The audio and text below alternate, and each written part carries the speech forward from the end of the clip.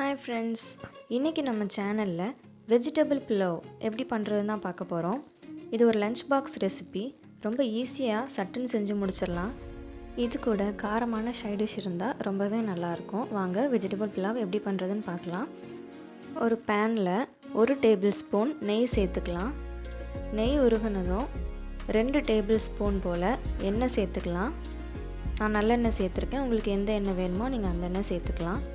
அதுக்கப்புறமா கூடவே ஒரு பிரியாணி இலை, 2 துண்டு பட்டை, 3 கிராம்பு, 2 ஏலக்காய் எல்லாத்தையும் சேர்த்து ஒரு தடவை நல்லா கிண்டி விட்டுக்கலாம். ஒரு 10 போல் முந்திரி பருப்பு எடுத்து உடச்சி சேர்த்துக்கோங்க. அது லைட்டாக செவந்து வர வரைக்கும் வேக வச்சுக்கலாம். செவந்து வந்துருச்சு. இது கூட காரத்துக்கு தகுந்தபடி பச்சை மிளகாய் சேர்த்துக்கோங்க. நான் 3 பச்சை மிளகாய் சேர்த்துருக்கேன். அதை ஒரு தடவை நல்லா மிக்ஸ் பண்ணி விட்டுட்டு 1 டீஸ்பூன் இஞ்சி பூண்டு விழுது சேர்த்துக்கலாம். அதையும் இந்த ஆயிலில் ஃப்ரை பண்ணி எடுத்துடலாம். அந்த இஞ்சி பூண்டோட பச்சை ஸ்மெல் போகிற வரைக்கும் லைட்டாக வதக்கி எடுத்துக்கோங்க. அதுக்கப்புறமா ஒரு மீடியம் சைஸில் ஒரு ஆனியன் வெட்டி வச்சுருக்கேன். இந்த மாதிரி நீளமாக வெட்டி வச்சுக்கோங்க.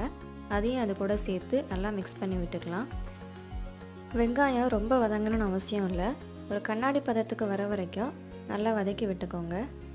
இப்போ இது கூட நம்ம வெஜிடபிள்ஸ்லாம் சேர்த்துக்கலாம். நான் இன்றைக்கி ஒரு கேரட் நல்லா பொடியாக நறுக்கி சேர்த்துருக்கேன். ஒரு 10-12 பீன்ஸ் அதையும் நல்லா பொடியாக நறுக்கி சேர்த்துருக்கேன். அதுக்கப்புறமா கொஞ்சம் பச்சை பட்டாணி சேர்த்துருக்கேன். நீங்கள் காலிஃப்ளவர், உருளைக்கிழங்கு எதுனாலும் நீங்கள் சேர்த்துக்கலாம். நல்லா மிக்ஸ் பண்ணி விட்டுக்கோங்க. இந்த எண்ணெயிலேயே அது ஒரு 2 நிமிஷத்துக்கு ஒரு நல்லா வதங்கட்டும்.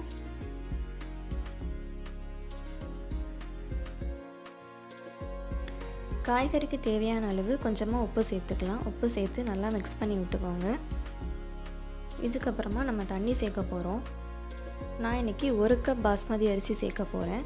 1 கப் பாஸ்மதி அரிசிக்கு நீங்கள் 2 கப் தண்ணி சேர்த்துக்கோங்க.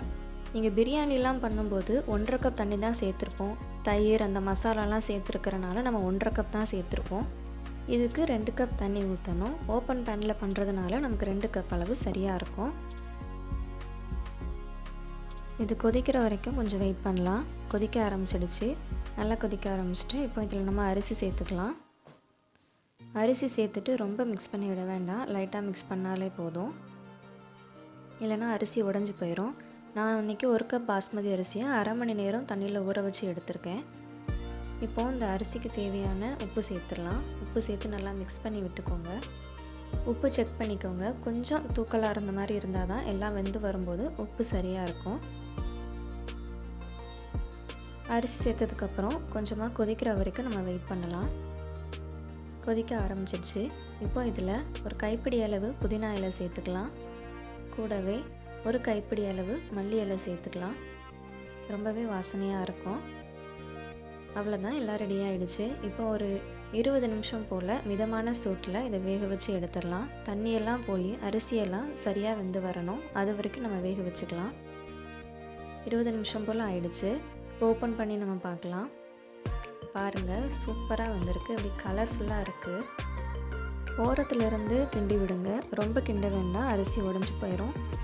பாருங்கள், ரொம்ப உதிரியாக சூப்பராக வந்திருக்கு. கீழேயும் தண்ணி இல்லை, அடி பிடிக்கவும் இல்லை. சூப்பராக ரெடி ஆகிடுச்சு வெஜிடபிள் புலாவ்.